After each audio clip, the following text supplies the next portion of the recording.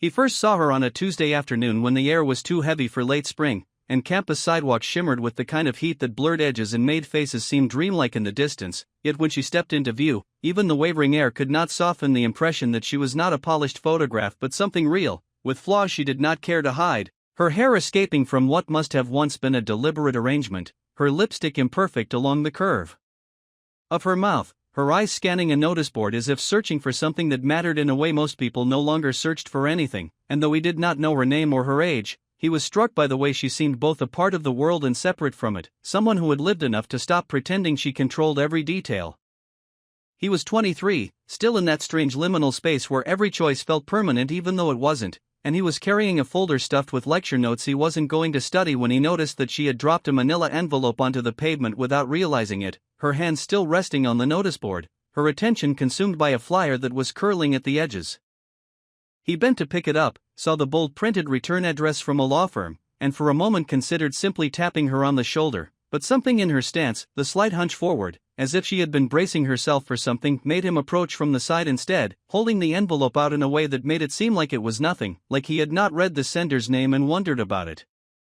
She blinked, startled, and when she took it from him their fingers brushed, and it was not like in the movies where sparks fly, but rather like recognizing a small truth, that she was here, in this moment, made of skin and breath and all the choices that had led her to this exact patch of sidewalk. They spoke in half sentences, her voice low, careful, her thanks oddly formal for such a small favor, and then she turned to leave, but her pace slowed as if she expected him to fall into step beside her, and so he did, though he had no plan for what he might say. She told him she had been looking for a community center posting about evening classes, and when he asked what kind, she hesitated before answering that it didn't matter, not really, because sometimes you just needed to be somewhere else in the evenings. He laughed, not at her, but in that surprised way that comes when someone says something both obvious and completely unspoken, and she glanced sideways at him with the ghost of a smile that seemed unwilling to commit. The next time he saw her, it was in the small cafe on the corner that mostly sold burnt coffee and oversweet pastries, and she was sitting alone, staring into a cup as if it might confess something to her if she stared long enough. He ordered tea. He didn't want just to stand near her table and ask if the coffee here was always this bad. She looked up, really looked this time, and asked if he was in the habit of rescuing strangers from substandard beverages, and he told her that he could be, if she wanted. That was the first time her mouth curved in a way that wasn't practiced. Over the next 2 weeks, their encounters became less accidental and more deliberate, though neither would admit it. He would wander by the notice board at odd hours, she would be in the cafe with a book she never quite managed to read. They spoke about nothing of consequence, weather, the strange smell of the library's west wing, the kind of small talk that builds a fragile scaffolding over something deeper, but he noticed how often her eyes darted away when she laughed, as if she wasn't used to being caught in the act of enjoying herself. It became clear that she was older, though she never said by how much, and he found that instead of deterring him, the knowledge pulled him closer, because she carried herself like someone who had stopped trying to impress anyone but still understood exactly how to do it if she wanted. It was on the 14th day of knowing her, when the city had given up on sunshine and poured a steady, cold rain, that he saw her at the bus stop without an umbrella, holding a bag of groceries to her chest like a shield. He stopped without thinking, held his own umbrella over her, and she said something about him ruining his shoes, to which he replied that his shoes had been waiting their whole lives for this particular act of heroism. She tilted her head at that, clearly weighing whether he was mocking her, and then, slowly, as if unsealing something she had kept locked away, she smiled in a way that erased the careful reserve from her face, a smile that didn't belong to anyone but herself, and in that moment he knew, without a single word spoken, that it might have been years since she had given that smile to anyone at all. He learned her name at a pace that would have frustrated anyone who moved through life with a checklist, because when she finally said it she added nothing ornamental to it, only the syllables and the admission that she had kept it to herself out of habit, since names traveled faster than people wanted them to, and when he replied with his own she repeated it as if trying out the weight of it on her tongue, and in that small exchange they understood that despite the easy laughter in the cafe and the umbrella at the bus stop they were still two people carrying histories that did not fit into quick explanations, which became obvious the night he told her about the ex-girlfriend who had turned his last year into a field of broken promises by deciding that dating his closest friend felt more convenient, a discovery that arrived through screenshots and a playlist that did not belong to him but sat in his phone like a taunt until he erased it, while she listened without interruption and then told him that endings rarely cared about dignity, and when he asked whether hers had been worse she nodded and gave him the outline of a divorce that had chewed through savings and patience and left her with a house she did not want and a last name she kept only because changing it would have meant another year of paperwork. And as she spoke he understood why she had been searching the notice board for evening classes, because empty rooms were louder after dark and she needed somewhere to go where nobody asked her what she planned to do next. They began to meet in places that made sense from the outside, like the public library where half the patrons wore headphones and the staff did not care if two people sat in a corner talking for hours, or the park that ran along the river where joggers passed often enough to make them anonymous. Yet even as they tried to be practical, a pulse of risk ran through every meeting because he lived inside a campus that fed on rumor and she lived inside a neighborhood where lawns measured virtue and people noticed which cars pulled into which driveways and how often. So when he suggested they rotate cafes to avoid recognition she agreed, but added that anyone determined to see something would see it even if all they did was order coffee at opposite ends of the counter. And he had to admit that this was true because two of his classmates had already asked whether he was seeing someone and whether the someone was from the city and whether she was the reason he had started to leave seminars early on Wednesdays, which he had laughed off by claiming extra shifts at the student center until a friend said that the extra shifts were not on the roster and asked whether he had found a way to get paid under the table, a question that needled him because it meant he was being watched more closely than he liked, and even though he managed to deflect, the pressure of being found out crawled under his skin. She told him that her mother called every Sunday and always asked whether she had made new friends, which sounded innocent until you heard the cadence of the follow-up questions that measured her worth by invitations and couples dinners and whether anyone had introduced her to a consultant or an architect or a widower with a stable temperament. And she would answer by saying that she was taking a photography class in the evening and had met people who talked about light and angles instead of investments, which her mother said was fine as long as she did not waste her time. And when she hung up she would sit on the edge of the bed and rub the heel of her hand against her chest as if trying to soothe a bruise that nobody else could see, while he stood in the doorway unsure whether to touch her or let the quiet do the work. And in those moments he realized how much of her life had been conducted under an informal panel of judges who filed their verdicts over brunch, so he began to keep track of the small things that made her breathe easier, like the long walk behind the stadium where the wind got caught behind the bleachers and forced them to speak up, or the basement thrift store where she laughed at sequin jackets and dared him to try on a suit that made him look like a booking error, because those were the places where she let down the guard that had hardened during years of being assessed by people who thought they were kind. There were mistakes on his part too, not the grand kind but the clumsy ones that happen when you are still learning how to protect something without suffocating it, such as the evening he mentioned in passing to a roommate that he had been to a gallery across town, forgetting that the roommate's sister worked there and that by morning 3 people he barely knew were asking whether he liked abstract sculpture and whether he had gone with someone who owned a gray coat with a belt because a woman had checked her coat at the same time and the attendant had noticed how close they stood. And then there was the afternoon he texted her from a seminar in the kind of unfiltered language he usually kept for his notes, a message that lit up his screen just as the professor called on him to read a passage, which forced him to flip his phone face down while 2 students behind him tried to catch a glimpse, and later he realized how easily that moment could have turned into a screenshot traveling across group chats, so he deleted their threads and asked if they could use a different messaging app, while she suggested something even simpler, which was that they both slow down when they were apart because the hurry made them careless, and he agreed even as he knew that the hurry came from the fear that the window could close without warning. The social barrier tightened around them in a way that felt almost administrative, because the campus paper had launched a column about ethics after a faculty scandal and the editor had started inviting anonymous tips on relationships that cross lines of power or propriety, a call that was intended to clean house but quickly turned into a pastime for students who wanted to scold strangers without examining the messes in their own rooms, and although their situation did not fit the target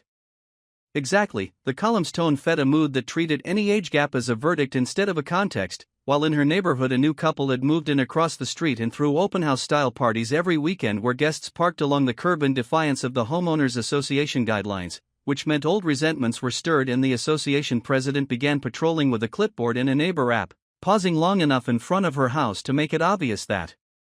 she was on a list even if the list was imaginary. And when he stayed late one evening and left around midnight, headlights sliding over the manicured hedges, he saw a curtain twitch in the house with the flag by the door, a sure sign that someone had started keeping score.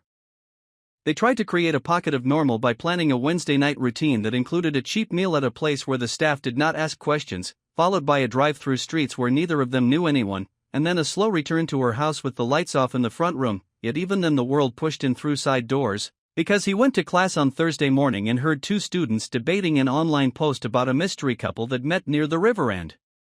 Whether it was sweet or suspicious, while she sat at her desk sorting mail and found an advertisement from a private investigator tucked between flyers for gutter cleaning and window tinting, a coincidence that would not have mattered to anyone else but made her palms sweat because during the divorce her ex had used a firm with a similar font to trail her for 2 weeks and report nothing except that she bought takeout too often, though the indignity of the surveillance had outlived the actual tracking, and when she told him about the mailer he said they could laugh about it if she wanted, but she said that laughter would not erase the fact that some men liked to keep a door open to the past in case they wanted to walk in and rearrange the furniture. The climax arrived not as a dramatic confrontation in a restaurant or a staged encounter on the sidewalk but as a phone call on a Monday evening when he was chopping vegetables in his cramped kitchen while his roommates argued about a game in the next room, because his phone buzzed with an unknown number and he answered without thinking, only to hear a voice introduce itself as the editor of the campus paper and explain that the office had received a detailed tip about a student who was spending time with a woman from the neighborhood north of the stadium, including descriptions of a gray coat with a belt and the make of a car that matched his, which might be nothing at all except that the tipster claimed the woman worked with a local nonprofit that partnered with the university and therefore their meetings might constitute a conflict worth exploring. And while the editor stressed that they were committed to fairness and would never publish without corroboration, the next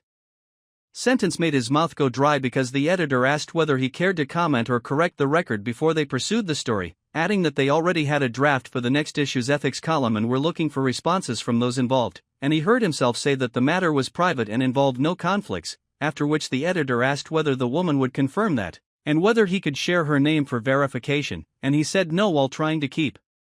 his voice even, at which point the editor said they would proceed with diligence and suggested that silence sometimes allowed rumors to decide the narrative, which sounded like a warning even though it was framed as advice, and when the call ended he stood very still with the knife in his hand and the smell of onions in the air, knowing that the first real threat to their secrecy had just entered through a device he carried everywhere, so he dried his hands, stepped into the hallway to avoid his roommate's questions, and typed her number with care, not to panic her but because not telling her would be worse than any noise that followed. The first night after the call they spoke without the comfort of seeing one another's faces because meeting in person felt like stepping into a room with the lights already on, so they used the quiet hours to test how much they could say across a line that carried voices and breath and the pauses that revealed more than any tidy explanation, and he told her exactly what the editor had said, including the part about the draft waiting for responses, while she listened with the kind of focus that came from having been through drawn-out disputes with people who believed in their own fairness without understanding the damage they caused, and when he finished she said that nothing in her work with the nonprofit touched his program or his classes and that the partnership mentioned in the tip was a mailing list and a yearly grant that funded textbooks for a night school 2 neighborhoods over, which would be obvious to anyone who actually checked instead of hinting at impropriety because hinting paid more attention than facts, and he agreed but added that attention had rules of its own and those who wrote for the column liked to stir arguments that gave them more clicks, which led to a moment where neither of them spoke because the truth is never as satisfying as the story people want to tell, and when she finally asked whether he regretted any of this he told her no in a steady voice, then said that regret belonged to the times in which he pretended not to want anything in order to make life simple, and that this was not simple but it felt honest in a way that made the rest of his days line up instead of buckling. They began to build a night routine that stretched around the risk like a fence with gaps you could slip through if you stayed patient and careful, calling after 11 when his roommates retreated to screens and she had turned the deadbolt on the front door, sharing the details that never make it into messages because they seem too small until they are spoken aloud, such as the sensation of cold water after a long day or the exact taste of a pastry that looked better than it was, and in those steady exchanges they found the strange relief of being understood by a person who did not require performance to stay interested, so he told her about the professor who lectured with a marker cap in his mouth and about the odd smell in the stairwell that nobody had been able to trace, while she told him about the volunteer who tried to classify families based on how they arranged their questions at intake, and they laughed not because any of it was hilarious but because sharing the shape of their days made the pressure ease, and after a week of this they were both sleeping more deeply and waking with the sense that a part of their lives had stopped grinding against an obstacle and begun to run on clearer rails, which did not remove the danger but made it feel less like a wall and more like a choice to be managed. The calls turned into late drives because hearing one another was no longer enough once the fears settled into something they could name, so on a Friday he borrowed a friend's car under the pretense of checking out a used bookshelf in a different borough and parked 2 blocks from her house with the lights off, texting that he was outside only if she wanted to come out, and she did, walking with a pace that looked ordinary to anyone glancing through a window but quickened as soon as she reached the passenger door, and when she sat beside him neither of them reached for the other because being there was the point and restraint bought them more nights, so they drove along the river with the windows cracked just enough to bring in the smell of damp stone and the hum of traffic and the rhythmic sound of tires over expansion joints, talking about everything and nothing and pausing to let a memory unroll without rushing it, and after an hour they parked near a half-lit skate park and watched a group of teenagers attempt tricks while a small speaker played songs that drifted and receded, and he realized with a start that the nervous pulse that had lived at the base of his throat since the call had faded enough to let him notice the surface of the world again, which made him say that he felt awake in a way he had not felt in years, not the sharp awake of fear but the steady awake of living inside his choices without flinching, and she turned to him and said that she had been moving through days like a person who keeps a suitcase packed just in case, and that being here with him made her put the suitcase down. They stayed with the practice of small risks carefully measured against the need to act like people who had not ceded their lives to a rumor, so some nights they met at an all-night diner where the waitress never asked whether they were together and brought refills before the cups showed the bottom, and once they sat in a vast parking lot behind a hardware store where delivery trucks arrived before dawn and waved at the only other car that had chosen the same refuge, and once they walked through a neighborhood far from both their usual circles in search of a mural she had read about, speaking in low voices that would not carry if someone happened to pass, comparing the way their families handled anger and what it felt like to be the younger sibling who learned not to drop the ball and the older child who learned to keep the peace, and with each circuit of conversation they felt less like two people temporarily aligned by attraction and more like a pair that had started to stitch a pattern, not a neat one, not a checklist, but something that could hold even if something else pulled at it. And this was when she said that she kept waiting to wake from whatever this was and find herself back in the living room staring at the clock, but instead she found herself looking forward to hours that used to sprawl like a field of errands, which, in her words, meant she could stop pretending that her life had to be organized entirely around avoiding trouble. The climax came on a night that did not announce itself with anything special because the hardest turns rarely do, beginning with a plan to take a slow walk along the less busy stretch of river path where a new set of benches had been installed with small plaques bearing the names of donors, and they parked in a residential street where porch lights switched on and off behind curtains and made their way down the slope toward the water, keeping an eye on the occasional cyclist and the lone runner with headphones, talking about a workshop she wanted to pitch for teenagers who had aged out of the after-school program and were negotiating their first jobs, while he described an idea for a research project that might actually help one of the service departments redesign a process that everyone hated, and when they sat on the last bench before the metal footbridge they stayed angled toward the water rather than facing each other, which made them look like acquaintances rather than conspirators, and yet all it took to tilt the night was a figure moving with a deliberate slowness across the bridge, pausing at the middle as if checking a message but angling the phone in a way that pointed not at the screen but at the path where they sat, holding there just long enough for them both to notice, then continuing without any sign that they had registered the moment, and by the time the figure reached the far side and vanished into the shadow of the warehouse wall they both knew that they had been seen and that the seeing had been intentional. He did not speak right away because he was busy running through possible explanations that would suit them without insulting their intelligence, cycling through the idea of a tourist, a bored pedestrian, a student playing with a new phone, while she stayed very still and said in a voice that was level but tight at the edges that the angle of the device was wrong for reading and right for capturing, and that the pause fit the rhythm of a person counting to make sure the frame held, and when he asked whether she wanted to leave she said yes, not in panic but in the same tone she would use to ask for the check when a conversation had run its course, so they stood and walked back up the slope without hurrying, knowing that hurrying would draw eyes if anyone was watching, and in the car they sat with the engine off for a full minute, mapping routes in their heads and trying to decide whether to split immediately or stop 2 streets away to see if anyone followed, and in the end he drove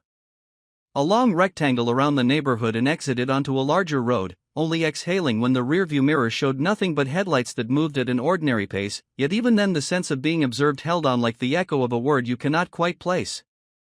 When he dropped her at the corner they had agreed on, they did not kiss because the habit of caution had wrapped itself around even the parts that should have belonged to them without negotiation, and she touched his hand quickly and said that they would wait to see whether anything surfaced online or in the paper, and that there was no point in guessing who it was or what they wanted because guessing burned energy they needed for whatever came next, while he nodded and said he would check the campus forums and the column and the student group chats without logging in through his own account, and she said she would keep her evenings clear for the next few days in case they needed to pivot fast, and then she stepped out and walked away with that careful ordinary pace again, leaving him with the wheel under his hands and a set of decisions settling into place as he realized that their private life had picked up a spectator who could not yet be named, which changed the shape of every choice they would make from that point on, even as it did not erase the feeling that had grown in the hours they had carved out, an awareness that despite the circling threat they were more themselves here than they had been in the safer versions of their lives, a fact that carried its own weight as he turned the corner and drove toward a night that had stopped being quiet. In the days that followed the encounter by the river, they stayed disciplined about communication, using a rotation of numbers and accounts they had set aside for specific purposes, avoiding their usual meeting spots, and keeping all plans in flux until the last moment so that even if someone thought they knew their pattern there would be no reliable point of interception. Yet the tension built in a way that could not be fully concealed because small changes in behavior tend to invite curiosity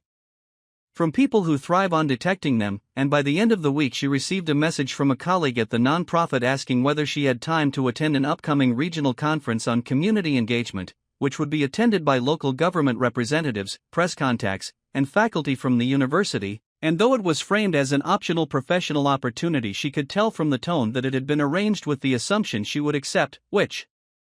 meant her absence would be noted. And when she mentioned it to him during a call, he said that one of his seminar leaders had just asked him whether he would be interested in volunteering at a research showcase scheduled for the same venue in the same week, an overlap that might have seemed harmless to anyone else but in their current climate sounded like an invitation for trouble dressed up as professional development. They decided that if both appeared there it would draw attention from multiple directions, yet avoiding it entirely might make them look evasive if someone was already watching, so they agreed to handle it by attending separately and sticking to separate circles, arriving and leaving at different times, and avoiding any interaction beyond what would be expected between two people who recognized each other from past events, which on paper sounded simple but in practice would require them to suppress the basic reflexes they had developed over months of private connection. The morning of the conference he arrived with a group from his program, listening to their chatter about panel topics and networking prospects while scanning the crowd for any sign of her, and when he finally saw her near the registration desk she was speaking with two city officials, her expression professional and her gestures measured, and he moved past without any acknowledgement, though his peripheral vision caught the subtle turn of her head as he passed, a fraction of movement that could have been mistaken for checking the flow of people behind her. Inside the main hall the program split participants into smaller rooms, which gave him relief until the second panel session when a door at the back opened and she entered with a different group, taking a seat 2 rows behind him and to the left, close enough for him to hear her voice when she asked a question about resource allocation, which prompted the moderator to engage her in a brief exchange that drew appreciative nods from the audience, and for a moment he let himself feel the pride of seeing her regarded with respect in a room that had no idea of their connection, though he kept his eyes fixed on the speaker at the podium.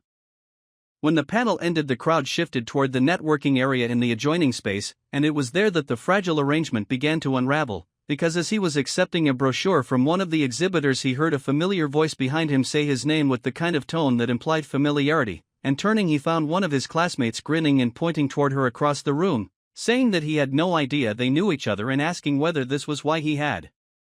seemed so invested in the community outreach discussions lately.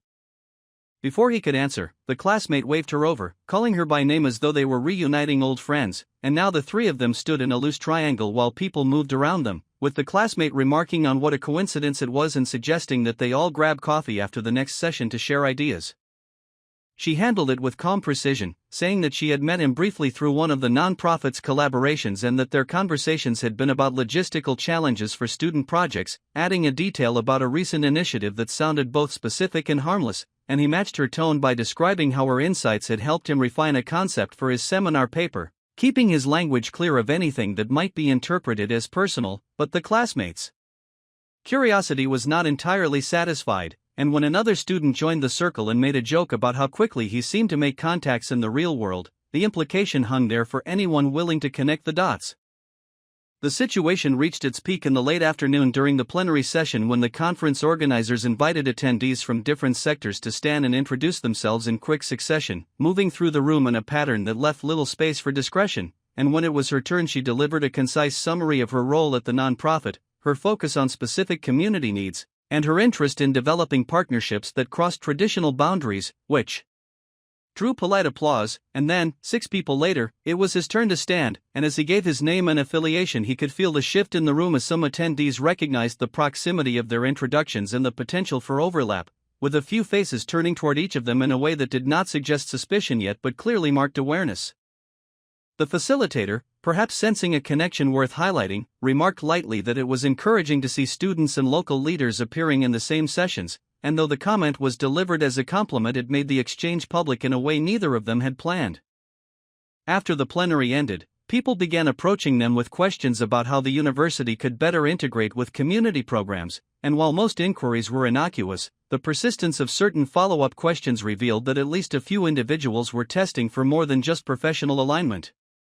One man from a local paper asked for a joint interview to discuss collaborative potential, and when she declined on the grounds of scheduling constraints, he shifted his attention to him, pressing for details about how they had come into contact and whether there were plans for ongoing work. They managed to deflect without creating open hostility, but both knew the moment had shifted the narrative from a chance overlap to something that would be remembered and possibly revisited. By the time the closing remarks began, they had positioned themselves on opposite sides of the hall, leaving separately and without any communication until late that night, when she called and let the silence stretch before speaking, saying that what happened in that room had undone months of effort to keep the lines between their lives from being examined, and that even if no immediate fallout occurred, the public nature of the encounter had changed the frame for anyone inclined to look closer. He agreed, admitting that the hardest part had been standing there while other people formed their own versions of what they were seeing, unable to correct or control it without confirming something they were trying to protect, and they both understood that the decision now was whether to retreat further into secrecy or to accept that the possibility of exposure was no longer hypothetical but active, with consequences they could only half predict. She ended the call by saying that the next move would have to be deliberate and final, and that they should each take a day to decide whether that move would be toward disclosure or toward an exit that preserved what they had from being dismantled in public, leaving him with the knowledge that the choice ahead was not simply about being together but about choosing which version of themselves they were willing to live with once the truth was no longer theirs alone. He spent the next day moving through obligations with the kind of focus that hides the real work happening underneath, attending a seminar, answering 2 emails about a group project, and running an errand for his roommate, all while drafting and redrafting the words he might be willing to have attached to his name, because if the choice involved being spoken about, then he wanted to be specific about what he admitted and what he refused to let strangers define, so he opened a blank document and wrote that he had been seeing someone who did not work at the university, that their connection did not involve grades, funding, or access to programs, and that the only overlapping context was a public event open to all, which he would have attended regardless of who showed up, and then he listed the reasons the column's framing was wrong, how it turned adults into suspects for the sake of a performance, and how it mistook privacy for guilt and curiosity for accountability, after which he paused and realized that none of it would matter if she did not want her name in print, so he revised the statement to refer only to himself and the principle that adults can choose their relationships without seeking permission from people who would never be held to the same standard, leaving a space where he could attach his signature, and when he looked at the page he felt both steady and unsettled. Steady because he had stopped pretending he could keep everything separate, and unsettled because he understood that words carry different weights once they leave the draft folder, so he saved the document and sat with the screen dark for several minutes before calling her to say that if she chose retreat he would accept it without resentment, but if she chose to speak then he was willing to sign his name in a place where others could see it. She had spent her day in a different kind of calculation, fielding calls from board members who wanted reassurance that the nonprofit would not be dragged into a campus fracas, reading a message from Rex that began with a claim of concern and ended with a line about judgment that he insisted was general even though the timing made it obvious, and receiving a brief note from her mother asking whether the man from the conference had been helpful and whether perhaps he might be a good influence.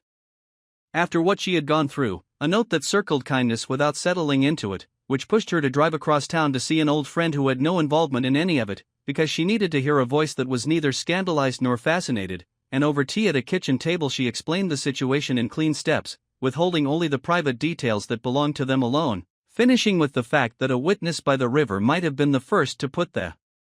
story into motion, and the friend listened and said that there was no safe route that still allowed them to keep their lives in one piece, that chosen quiet would still be called evasion, and that speaking up would invite people who enjoyed arguing to climb onto the pile, and that the question now was whether she wanted the next months to be spent managing noise together or ending something before other people had the satisfaction of ruining it for them, and she drove back with the friends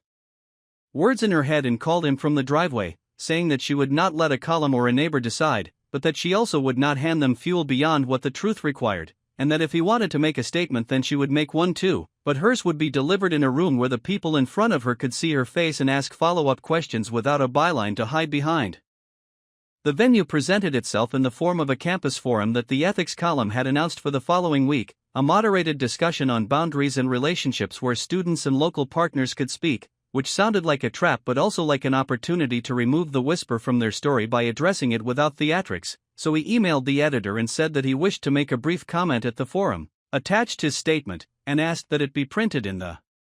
next issue in full without the editorial framing that usually bookends such pieces, while she reached out to the conference organizers and requested a few minutes at the start of a previously scheduled community meeting that would be held the night before the forum, explaining that the nonprofit had been drawn into a rumor and that she wanted to state facts clearly and answer any questions related to conflicts of interest, and both requests were accepted without fuss, which did nothing to ease the weight of what was coming but at least gave them places to stand. The community meeting came first, and she stood at a lectern in a room that smelled faintly of cleaning supplies and old carpet, speaking to a mix of volunteers, partners, and neighborhood figures who had made a habit of tracking agendas for sport, and she said plainly that she had been seeing someone whose work and studies were at the university, that they met in public places and attended public events, and that her decisions at work were not influenced by personal relationships because the structure of their programs placed checks between staff action and resource allocation, and then she invited questions that remained in scope, answering inquiries about grant procedures and selection committees, correcting an assumption about how the mailing list partnership functioned, and declining to discuss anything about her private life that did not intersect with the nonprofit's obligations, at which point the meeting moved on to the next agenda item, proving that rooms often have less appetite for gossip when you refuse to decorate it. The next night at the forum he took his place on stage after two speakers had already traded anecdotes that kept the discussion safely on hypotheticals, accepted the microphone, and read from the page he had printed from his document, his voice steady as he said that calling what he was involved in a scandal was an error, that the gap in age was not a loophole to exploit but a fact that both people had the capacity to navigate, and that nothing about his education or opportunities depended on the relationship, after which he thanked the room for listening and handed the microphone back to the moderator, who tried to pivot to general themes before a hand shot up from the audience and a student asked whether he understood the power of gossip to set examples and whether he felt any responsibility for how younger peers might interpret his choices, an angle designed to place him in a posture of apology, yet he said that responsibility does not mean surrendering decisions to the loudest opinion in the hallway, that examples can be drawn without contorting facts, and that if the concern was about predation or coercion then the room should say so rather than using age as a proxy, because lazy proxies make it harder to address real abuse when it occurs, and he finished with the point that consent and independence do not evaporate when two people disagree about what is wise, which drew a murmur that mixed approval with discomfort, but which had the effect of draining the energy from those who had come solely for spectacle. After the forum he walked outside into a night that carried enough warmth to keep people on the steps talking, where he found a small group of students waiting with questions that were more curious than confrontational, and he answered those he could without betraying details she would not want shared, then stepped away when a cluster of onlookers started recording conversations for their feeds, choosing not to turn a disciplined statement into content for strangers, while across town she received a message from a colleague saying that her remarks at the community meeting had been clear and that the board appreciated her professionalism, followed by a separate text from the neighbor with the clipboard reminding her about the association's spring planting guidelines, which indicated that some people can only operate through petty channels regardless of context, and she turned off the porch light and sat on the couch with the phone face down, waiting for him to arrive at the corner where they had agreed to meet. When he got in the car he exhaled in a way that seemed to empty out the day, and they looked at each other not like conspirators after a successful maneuver but like two people who had just carried something heavy in public and were now allowed to stop pretending it was easy, and she said that speaking helped her remember the difference between a private life and a secret, and he said that he had expected to feel trapped afterward but instead felt that the choice had been returned to them, and then they fell quiet because the remaining decision was the one they had promised to face without delay. They sat there until the windshield fogged at the edges and the streetlight outside cycled through its hiss, describing in measured terms what the next months would look like if they stayed together under the current attention and what they might look like if they stepped back until graduation and new jobs put different cities or schedules between them, weighing the unfairness of letting external pressure pry them apart against the reality that pressure changes people and makes them say things they cannot unsay, and at some point he said that he could move off campus and take a part-time job that would put a wall between him and the student press, while she said that she could change her route home and limit appearances at events that drew the same crowd, and they recognized how quickly a life becomes a series of defensive choices, which was not a future either of them had wanted when they started that first conversation at the cafe. He asked whether she was willing to carry it with him anyway, and she asked whether he was willing to carry it without turning it into proof that he was older than he was, and then they looked at the calendar on his phone and counted weeks and obligations, and in the end they did not make a declaration. Instead they agreed to take the weekend without contact and to meet at the diner on Monday evening with an answer that did not hedge, a practice run at being decisive without letting fear set the terms, and he walked her to her door without touching her because once a story grows beyond its intended audience even gestures acquire meanings you did not grant them. He returned to his apartment to find an email from the editor confirming that his statement would run in full without commentary, while she found a small envelope in her mailbox with no return address containing a grainy printout from the footbridge camera that showed two figures on a bench that could have been anyone if not for the outline of her coat, and inside the envelope was a note that said only that people talk, which was both a warning and a display of small power, and she set it aside and wrote a brief message to him saying that the picture had arrived and that she was not surprised, then turned off the lamp and lay down fully clothed because sleep would not come, and across town he lay awake too, not with dread but with the energy that attends a turning point, thinking of what he wanted to say on Monday that would be honest and fair to both of them without promising conditions he could not control. Whether they would sit in that diner and choose the same path or trade a long look and accept that ending on their own terms was a form of keeping faith with what had been real was a question that neither could answer yet, and perhaps the only question that matters now is the one they will ask each other when the coffee arrives and the table between them is no longer a shield but a place to put the decision they have been carrying, which is the question that waits at the edge of the night and has only two words.